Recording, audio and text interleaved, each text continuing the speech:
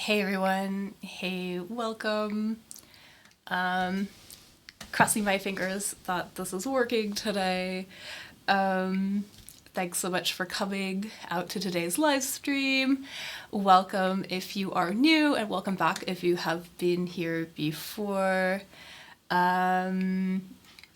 Just before we begin,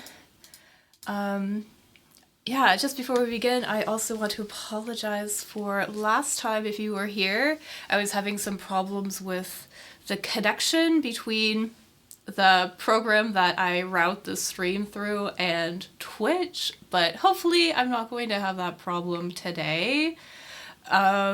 We did have a pretty bad storm last night, and currently it's snowing, the temperature is dropping, so it's going to get really icy and cold and freezing here in a little bit.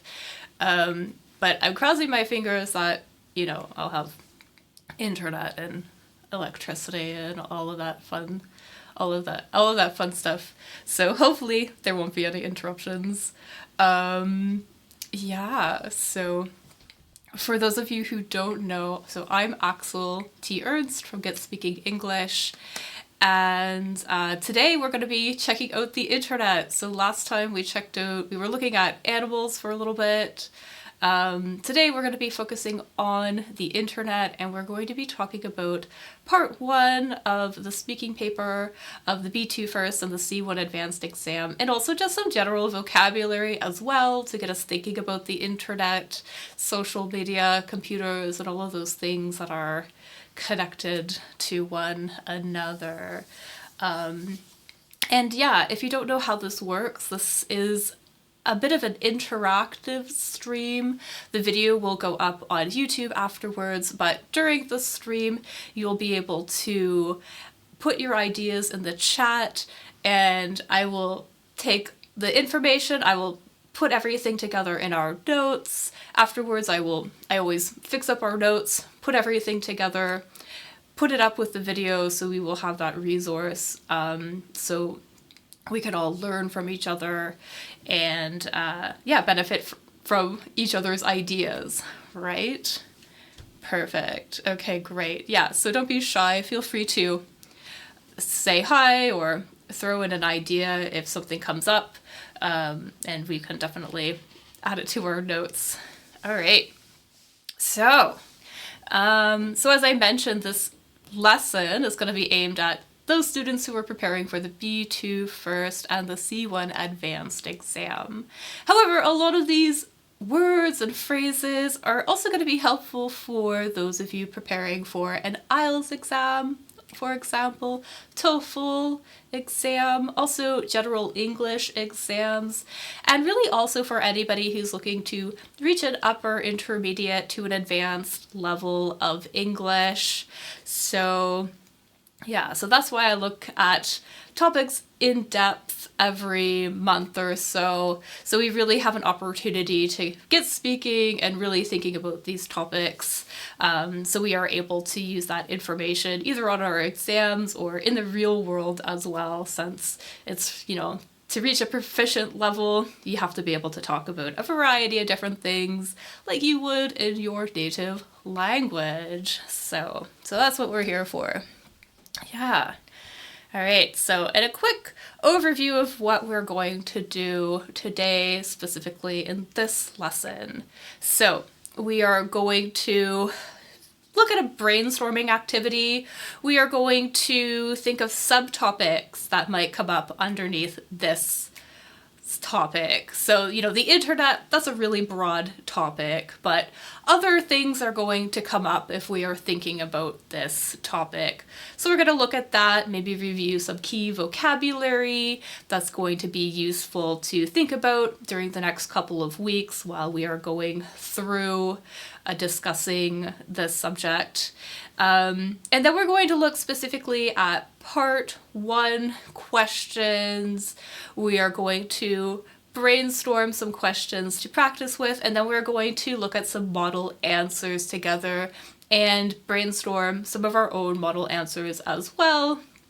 And then afterwards, as I mentioned before, I'm going to take the video, I'm going to take our notes, I'm going to put everything together, and then we'll share that as a resource on YouTube and also Discord. But yeah, everything will be there on YouTube, definitely.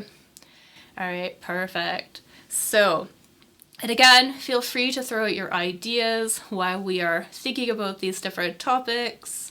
But just to start with, so what kind of subtopics might come up when talking about the internet? So feel free to throw your ideas in the chat. I think, when I think about the internet and I think of social media and I think about technology, the first thing that comes to my mind is maybe potentially, the technological devices. So in a device, that's kind of another way to refer to all the different objects and things that you might use to access the internet with. So all the various objects and things you may use to access the internet with, or maybe that are key in getting that access somehow. So for example, I was thinking about a couple things here, but maybe, look at this picture really quickly. So, obviously smartphones are smart devices, right? Or so smartphones, smart devices as well. Computers, right? Here we can see, it looks like there's a smart watch. We're talking about smart devices again, so it's maybe smart watches. This one looks like it's a bracelet of some kind, maybe. So it's like almost like jewelry or something like that, right? So maybe wearables that you can, put on your body that are connected to the internet, right? So maybe those sort of things, right? Yeah, maybe also, let's see, get another picture.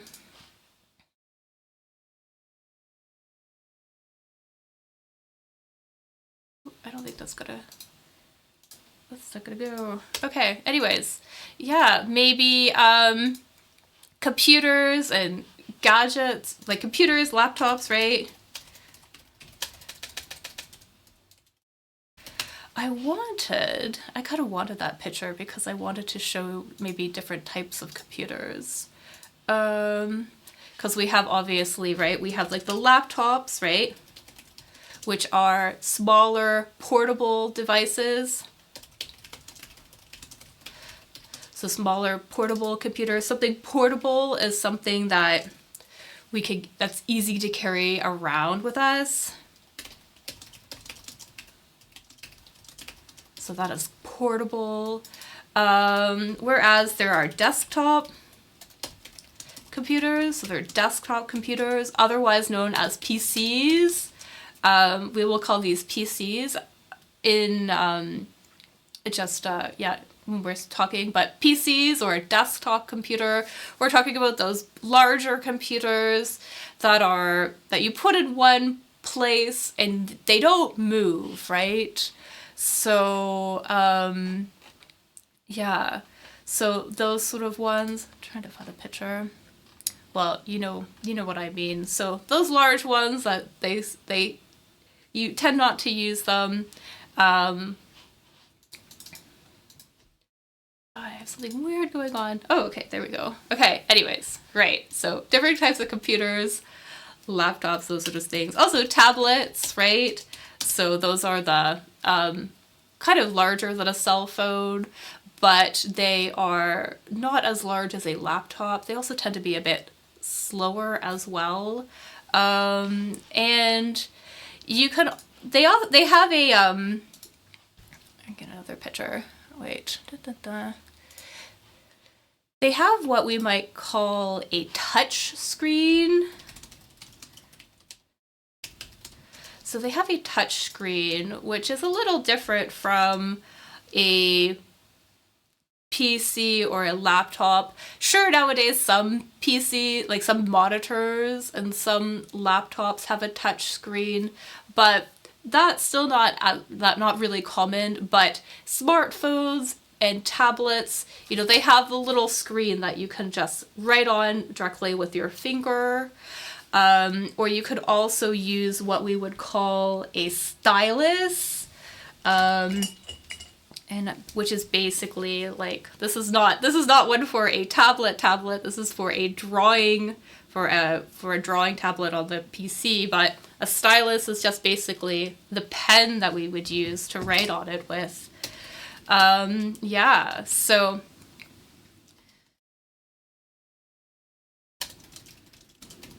you would use that stylus to write on the touch screen on your tablets. And so those are really great, handy little things. Also, maybe video game consoles, right? So video game consoles. So those are, you know, the boxes, maybe like Xbox or PlayStation, Nintendo, those things that we use to play video games with. And a lot of video games today are connected to the internet. They are multiplayer, so multiple people can play them. And yeah, so, you know, we might talk about the video game, the consoles, as well as they are connected to the internet. Yeah. Moving on from technological devices, cybersecurity and privacy, I think, are really big things that are going to come up. You know, you see a lot of questions about security and staying safe, things of that nature on these kind of exams. So, and nowadays, you know, talking about cybersecurity, how to protect yourself online, might definitely be something that would come up under this topic, right? So maybe discussing measures to protect against cyber threats, right? So, and what do I mean by measures? The different ways that we can protect ourselves. And, you know, there are some things that are common nowadays. For example, encryption is commonly used. And what is encryption? Encryption is when you're typing or whatever you have, your email, it's then put into a code, and that code is used to kind of prevent unwanted people from being able to read what you've written or what you've made. So in order to read that encrypted message, you would need a special technology to be able to do that. Yeah, so using encryption is something that is one thing that, you know, people will use to protect themselves. So yeah, so encryption, so using special technology to, you know, hide the content of a message from people who shouldn't be reading it, kind of basically. So my very simple sort of explanation for that. Yeah, maybe also regulations might come up as well. So regulations, those are those rules or policies. So rules and policies. Notice that I didn't say politics here because sometimes I hear people confusing those two words. Policies refer to various rules and regulations around something. Politics is something completely different. Okay, so maybe potentially that. Also privacy concerns, like we said before. Maybe talking about, you know, online business and e-commerce.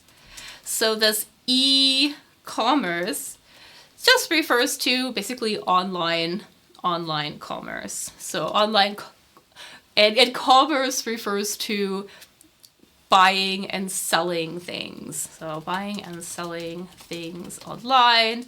So anything to do with commerce has to do with that trade of buying and selling things. Yeah, so and nowadays a lot of transactions, a lot of sales and transactions are done online. And a transaction is just anytime you are exchanging money for a good or a service, basically. So anytime money is given and something else is received, or money is changing hands between two different people or a person, a company, etc., that's a transaction. So yeah, so a lot of transactions are done online today. And it's a big thing, right? So online shopping has gotten really popular. There's also digital marketing might come up as well. And what is digital marketing? That's basically how products and services are advertised online. And we see a lot of ads daily when we're using the internet, right? It's pretty much impossible nowadays to go online and not see any ads or anything like that. Yeah, so digital marketing might be something that comes up. Maybe also I'm going to throw this in here, the gig economy. And what do we mean by the gig economy? So the gig economy is a little bit different from a stable job. So it's common. Okay, so on one hand we have, people, it's common for people to have a career or a day job, what we might call it. That is like a place they go to work, and that work is kind of reliable, dependable. We can rely on it to get a paycheck, that sort of thing. But the gig economy is a little bit different. It's more based on freelance work. And if you do freelance work, that's when you say you're going to work for somebody, but maybe it's only temporary. So temporary jobs that you do for others. And you don't necessarily work for a specific employer, or you don't have the same level of benefits that you would if you were working a full-time 9-to-5 day job, for example. So, and a lot of the gig economy is centered around the internet, right? So we have lots of different companies popping up and things like that, like, Uber, for example. That's sort of an example of the gig economy. There was, Airbnb, right? Sort of like these little extra things that you might do on the side. People might also sell things online, right? Or maybe like side hustles. That might be something that comes up as well. So a side hustle is sort of a little job you would do. Again, maybe it's a gig you would do. A side hustle might be something that you would do to earn some extra income on top of your regular 9-to-5 job. Yeah, and so a lot of side hustles happen online, on the internet. Yeah, so maybe that could be something that we would talk about. I think too, right, the future of the internet, that could potentially be something as well, right? There are a lot of emerging technologies, right, that are shaping the future of the internet. Anything emerging, that's something that is new and just becoming popular. So very, very new emerging technologies. I mean, some examples of an emerging technology right now might be artificial intelligence or AI, right? We've recently seen several companies, right? There's ChatGPT, and then, Bing has a chat bot, and lots of different services now that are using AI, right, to power their services, right? And that's available for us as well, right? So lots of people are using AI. It's becoming a lot more common. So, and I'm sure that that will definitely develop over time, right? There also, virtual reality is also potentially, another thing we could think about. So what is virtual reality? Virtual reality is when you use a device, usually a headset. I'll get a picture in a second, but usually you use like a headset. You use a device to immerse yourself into a virtual world. So a virtual world is entirely online. And if you immerse yourself in something, it means you kind of surround yourself by something. What it literally means is to kind of put yourself underwater, if that makes sense. So you would immerse yourself into some water, you would surround yourself with water, but you could surround yourself with anything, right? When we're talking about language learning, the topic of immersion comes up, right? And that is immersing yourself with a language, right? So you're only hearing that language, or you're only reading things in that language, you're only using that language to communicate. Maybe you're living in a maybe you're living in a country where that language is only spoken, right? So immersion, you're completely surrounded by this thing. And so similarly, virtual reality, you immerse yourself in this completely computerized world. So, and I'm just going to show really quickly the headset. So it's common to do it with a headset, and I've not personally done this at all. Image. There we go. Here's a picture of a headset. So a headset is something that would go on your head. In this case, it's almost like, so this is a VR headset. This one, it's like a pair of goggles. And goggles are just sort of like glasses that go over your eyes. So another example of a pair of goggles might be, like here, for example, ski goggles. If you're going skiing or snowboarding, you would wear goggles. Or if you were scuba diving, you would also wear goggles, right? So the VR headset is like a pair of goggles you would use. Another way that we would use headset, actually, is to talk about these. So, and I know that I don't have the little mic piece on this right now. It's actually over here. But yeah, so a headset is also a pair of headphones. A pair of headphones that have the ability, that also have a mic built into them. So headset, also a pair of headphones with a microphone built in, so you can listen and talk online as well. So that's another way that we use headset in English. So both for this thing, for talking to people, and also for the goggles. For yeah. Okay, perfect. All right, yeah. So lots of different things that could come up.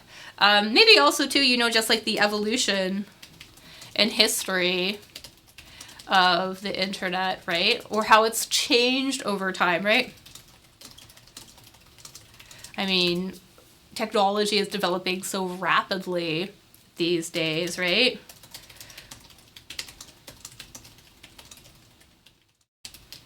And rapidly, what does that mean? Something rapid.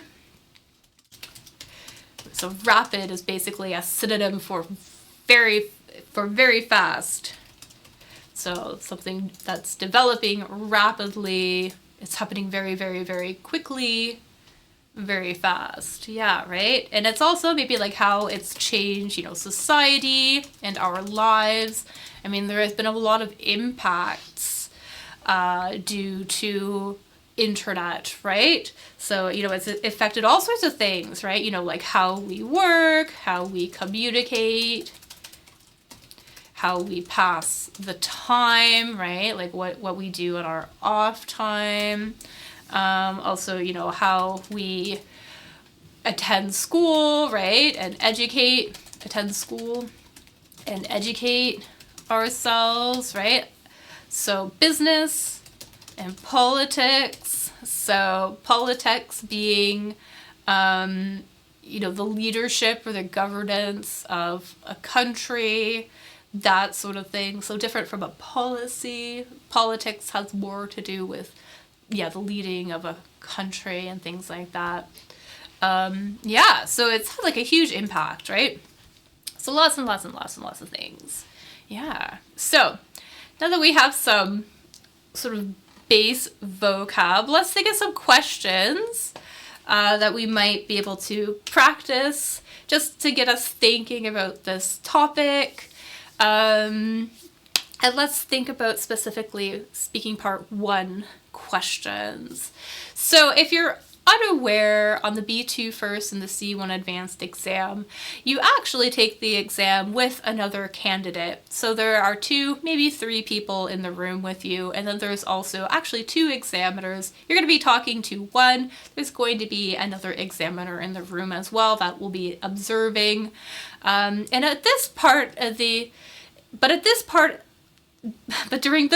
the exam, you are only going to be responding to the examiner. So in other parts of the exam, you will be conversing with the other candidates, also the examiner, that sort of thing. But in this part specifically, it's just basically a one-on-one interview between the examiner and the candidates. And so they kind of go back and forth and give everybody an opportunity to speak. And these questions are really just sort of easy ones to help you warm up, just get you thinking in English, get you comfortable with the exam process. And the answers are very, very short. We don't have a lot of time here. Really, the speaking part of the exam only takes about 15 minutes total. So there's a lot to cram into that 15-minute window. And so here, just specifically, they're just very short questions to get you warmed up. And they're specifically going to be sort of about you, your experiences, and your opinions. So it's really just all about you and the things that you know, what your life is like, that sort of thing. And ideally we want to take about 10 to 15 seconds to respond to a question. And that is really enough time to answer the question directly, and then also either give a reason or an example. So we always want to expand a little bit. We don't have time to expand a lot here. So if you go on for too long, you may potentially get interrupted by the examiner. It's also just not really nice to the other candidates because they also need time to speak as well. But you do need to you do need to demonstrate that you are able to expand on your answer a little bit. So answer the question and then just give maybe a reason or an example. And like I mentioned as well, This part of the exam is just a one-on-one interview. You do not talk to the other candidate at this time. You don't comment on what they said. Nothing like that. So it's really just you directly speaking with the examiner, and they will manage the conversation by asking questions to both of you. Yeah, so let's brainstorm some questions about the internet to practice with, and then we're going to look at one or two questions specifically, and maybe look at some model answers for them. So again, feel free to throw your ideas in the chat, and I will put everything together here. But let's think first about the B2 first exam. So this is the B2 level exam, right? So these questions are going to be a little bit easier than ones you might find on the C1 advanced exam. But we could still think about questions that are going to ask about your habits, your routines, maybe how you did something in the past, how you will do something in the future, maybe your likes, dislikes, preferences, those sort of things. So keeping that in mind, one potential question could be, just how often do you use the internet each day, right? So that's gives us an opportunity to reflect on our habits, right? And if we're going to respond to that, we would use simple present because we're talking about routines, right? So there could be that.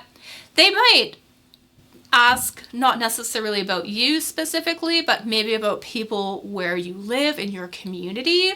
So maybe a question could be, what do people use the internet for where you live, right? So, and again, we're still talking about habits, about routines, so we would probably use simple present for this answer. But now we're talking about other people. So, maybe it's common for them to chat online, or maybe they use it for business, lots of different things, right?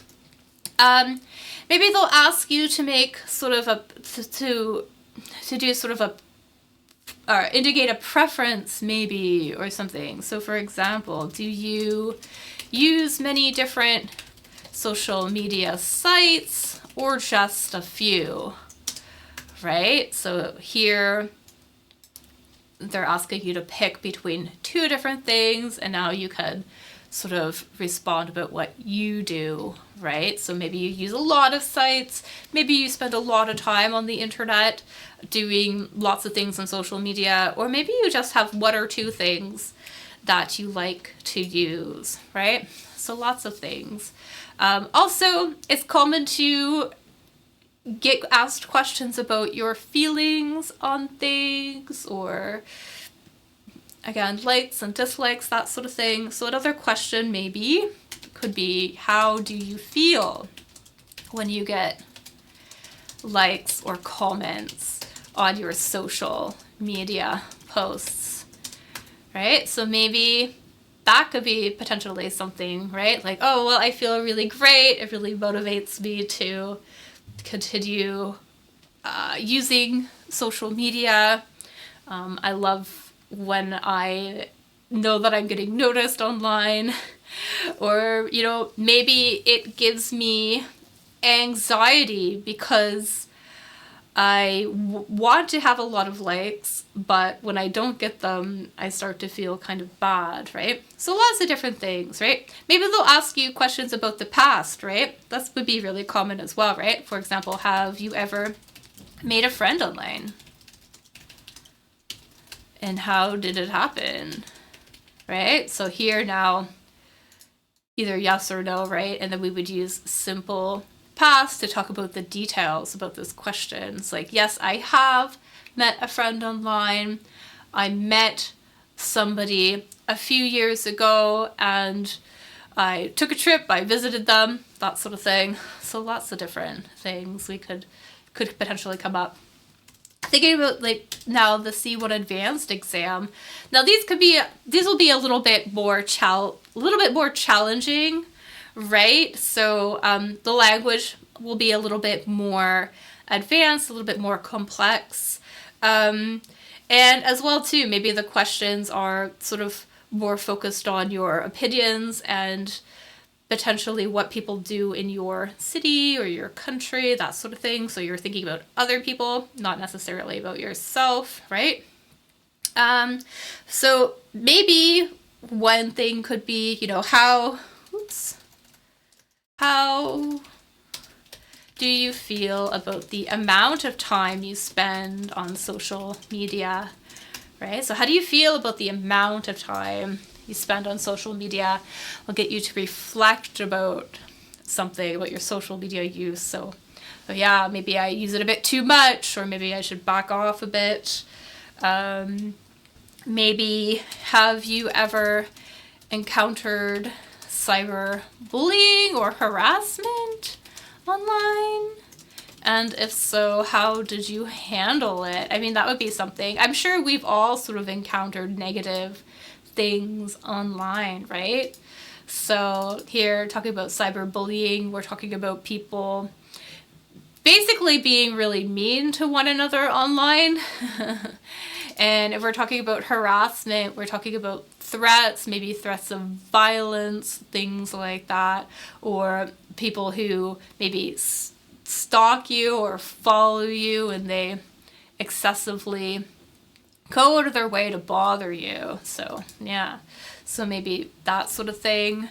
Or maybe some broader questions, right? So again, going back to opinions, do you think social media has a positive or negative impact on society? I mean, that could be a pretty big one, right? So lots of different things, lots of different ways that we could take this sort of style of question about, you know, your experiences and your opinions, and kind of adapt them for the different levels, and get us thinking about this topic. Yeah, so let's look at a couple just in detail. Let's look here. So first question, yeah, how do you feel about the amount of time you spend on social media? So, and again, as I mentioned before, we really only have about 10-15 seconds to respond here. So we want to we want to answer the question directly.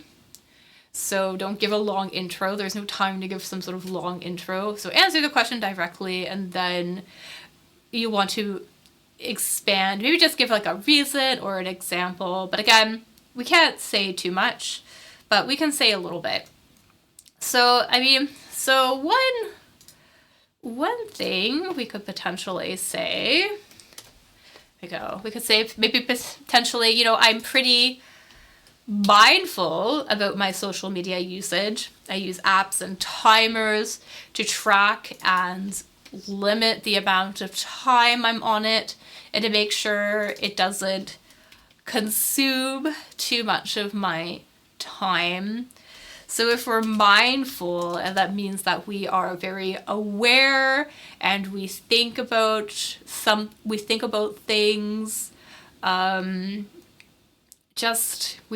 kind of reflect on things. So to be aware of things. And we would talk about limiting something, means that, you know, we only do so much of something. So we make sure that we only do something like a little bit, and then we stop doing some things. So there's lots of various apps, or you could use timers that will either track how much time you're using, or they will let you know when to stop using something, and that can make sure that, you know, that this activity doesn't consume too much of your time. It doesn't eat up too much of your time. To consume something means to use or to eat up something. So to make sure that you're not using all of that time on this sort of activity. Here's sort of another idea. Maybe I feel like I could be more intentional with my social media use. You know, it tends to distract me from important tasks, from more important tasks. I should really start, you know, monitoring how much time I spend on it. So if we're intentional about something, that kind of goes back to the idea of being mindful.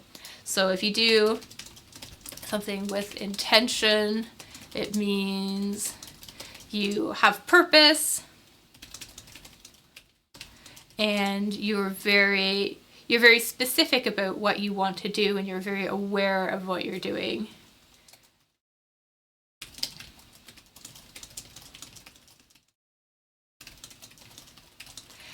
So that could be something like that. So that being intentional ties in with the idea of mindfulness. You know, that, right, so social media tends to distract me from important tasks. So something that distracts you takes your attention away from the things you should actually be focusing on. So for example, maybe you have a lot of work that you need to do, but then something distracts you. Maybe you get a phone call, your work is then interrupted, and you have to go deal with that. So that's taking your attention away, and it distracts you from it. And something that does that is called a distraction. So a distraction, that's the noun form. Basically the thing that pulls your attention away. So that could potentially be something. And if we monitor something, it's just another way to say to track something, right? So similar to the apps that we mentioned before, the apps and timers, they would track or they would monitor how much time you are using the internet. And that would help you maybe make better, more informed decisions in the future about what you do with your time, right? Another thing that comes up is social media addiction, right? I think a lot of people are addicted today. So maybe we could say, honestly, I think I'm addicted to social media, and it's something I need to work on. And I'm thinking about asking some friends to do a digital detox with me. So if we're addicted to something, it means we use it way too much and we cannot stop using it. So if we are addicted to something, we use it way too much to an unhealthy level, and we cannot stop using it. So other examples of an addiction would be, you know, smoking. Smoking addiction is very common. So you'll be addicted to smoking. You can also be addicted to alcohol.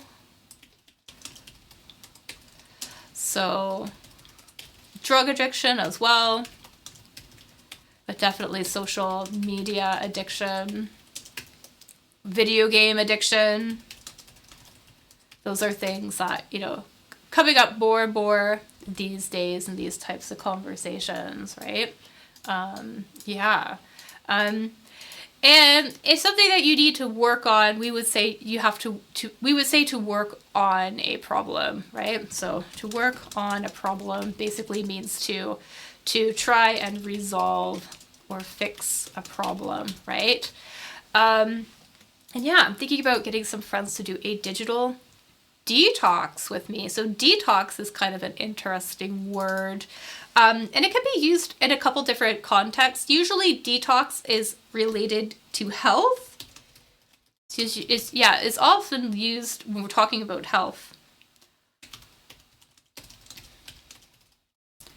And it basically means to stop using something so your body has time to adapt and stop being addicted to something. But in this case, is basically a digital detox is when we intentionally stop using social media so we can stop feeling maybe really addicted to it.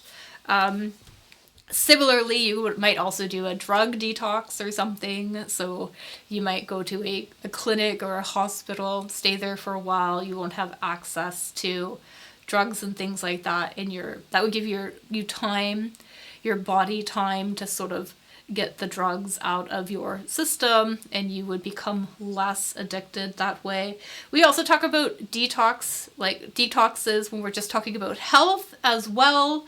So removing toxins from the body, sugar, things like that. So, but yeah, so a digital detox though specifically means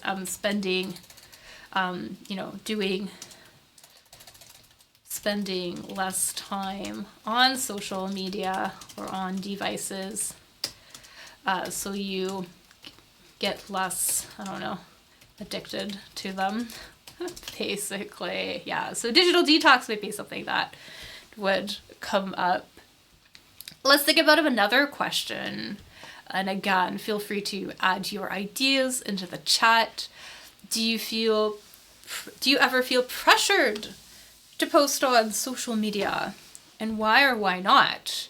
So, do you feel pressured? So do you feel like you have to, almost like you have to do it for other reasons, or like there's some sort of external force that is making you do that?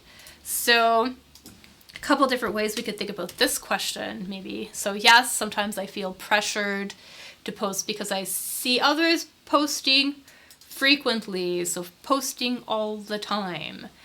It's how my friends and I communicate and stay in touch with one another. So if I didn't post, I'd feel left out. So to stay in touch with others just means to kind of keep in contact, to keep in casual contact with them.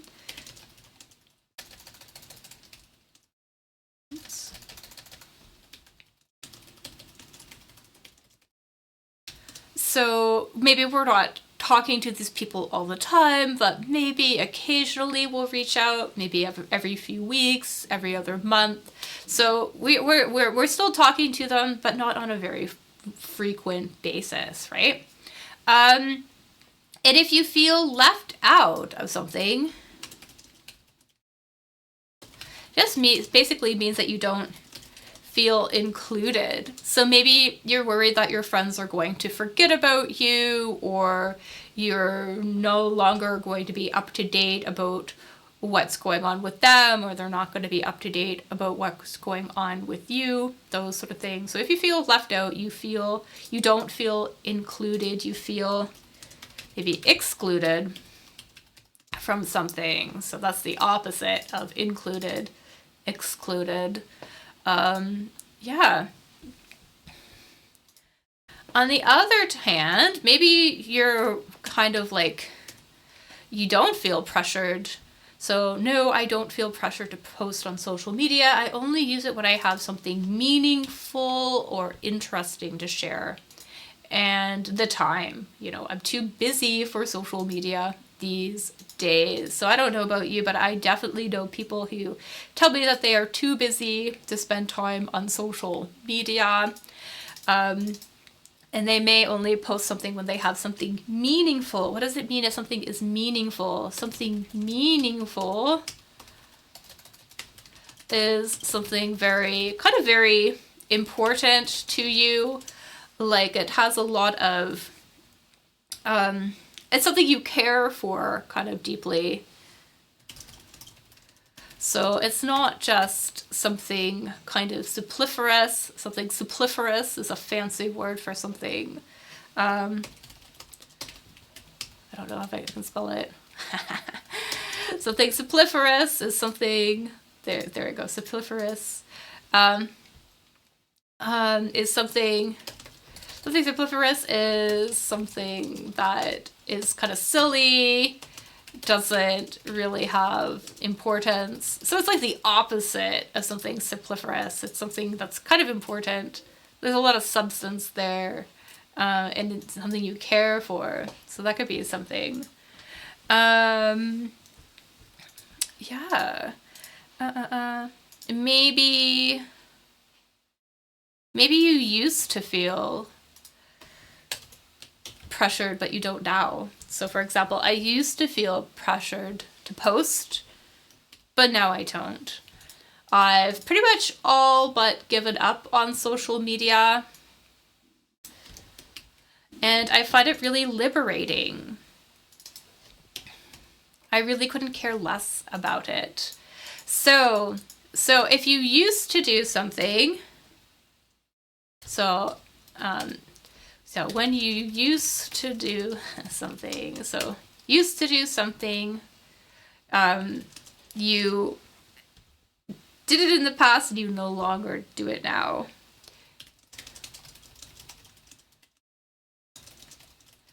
It is kind of important to make sure that we get the verb form right. This is why I'm sort of narrowing in on this. So, because there's another form, for example, I'm used to using social media. So here we have this I'm used to, again, we have used, right? But we have the ing form here, right? But this means that we do something as a habit, kind of, and that's normal for you. So you're accustomed to doing something. Whereas this form, used to feel something, means that you did something in the past, like a habit, and you no longer do it now. So really important to get those two forms correct. Yeah, it is also really important to make sure that we're getting the prepositions, but yeah, there's a really big difference in meaning between, used to, I'm used to doing something, and used to do something. And also notice here too, this uses it's be used to. So I am used to social media, not like I used to using social media, but I'm used to using social media. So that's another important difference as well. Yeah. So, but I pretty much all but given up on social media. If you give up on something, means that you no longer are trying to do something. Like you stopped, you're like, I can't do this anymore. Like maybe you were trying intentionally to do something, but you gave up, you stopped before you finished because you just had no more desire to carry on.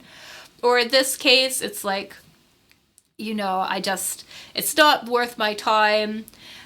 So I've stopped using it, and I find it really liberating. Something really liberating makes you feel really free. So you feel really free, you feel really good about yourself. Yeah, so that could be potentially something. Right. And then finally, let's just talk about maybe one more. Maybe you don't feel pressured, like, at all, like, not really.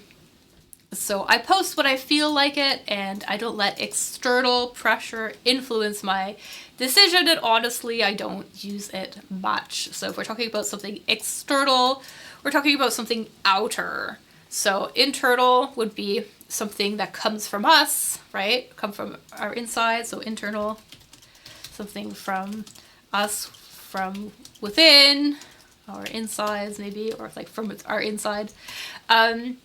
Whereas external, something from the outside. So here, an external pressure. I don't like external pressures influencing my decisions, right? So yeah. So a couple different ideas about how we could talk about that. And lots of different useful language I think we've come up with. Yeah, so that's it. That's it for what I'm going to talk about today. I do have another live prepared for next week. So it's going to be part 2 again, of the B2 first and the C1 advanced exams. If you don't remember, part 2 is the section of the speaking exam where you get the images and you have to essentially compare and contrast the pictures, talk about them, that sort of thing. So we're going to look at one of those next time, and then after that I'm going to have a break, and then we'll do part 3 and part 4. At least that's what I am planning on doing.